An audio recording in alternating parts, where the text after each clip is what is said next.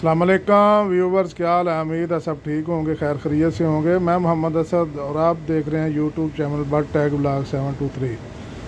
तो जैसा कि आप देख रहे हैं, ये हमारे पास एसी है और ये एसी का जो है ना सेक्शन पाइप है। तो आज हम इस सेक्शन के प्रेशर के हवाले से जो है ना बात करते हैं। बाज़ दफ़ा एयर कंडीशन का सेक्शन प्रेशर जो होता है ना वो बहुत ज़्यादा होता है। इसकी क्या वजह होती है? इसकी एक वजह तो ये हो सकती है कि यूनिट पर लोड बहुत ज़्यादा है, यानी एयर कंडीशन जिस जगह पर लगा हुआ है, जिस जगह पर एसी लगा हुआ था, ये 1 टन का है और वहाँ 2 टन का एयर कंडीशन होना चाहिए।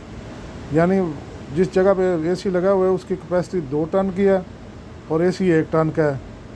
इस एयर कंडीशन पर लोड पड़ेगा और सेक्शन प्रेशर बढ़ जाएगा। इस सूरत में जगह की कैपेसिटी के मुताबिक एयर कंडीशन लगाएँ, यानी जो उसकी कैपेसिटी है उसके मुताबिक एसी छोटा बड़ा लगाएँ। अगर यूनिट के साथ एक्सपेंशन वाल लगा हुआ है और वो खुली हालत में है, जिससे यूनिट का सेक्शन प्रेशर बहुत ज़्यादा है, और दूसरी सूरत हाल में प्रेशर जो अगर सेक्शन का प्रेशर कम है, उसमें 2-3 वजह है। वो क्या वजह है? अगर यूनिट में रेफ्रिजरेंट यानी गैस कम है तो यूनिट का सेक्शन प्रेशर भी कम है।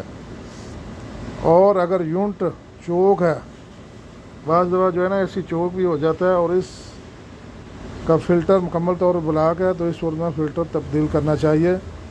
अगर एवोरेटर यानी सामने जो वाला हो जाए कंडेंसर वो गंदा है, उससे हवा का गुज़र बहुत कम है, तो भी यूनिट का सेक्शन प्रेशर बहुत कम होगा। तो ये 2-3 सूरत हाल हैं एयर कंडीशन एसी के सेक्शन प्रेशर के ज़्यादा होने की और एसी के जो है ना एयर कंडीशन के सेक्शन के प्रेशर कम होने की।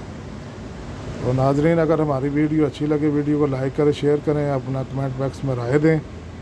वीडियो देखने का बहुत शुक्रिया।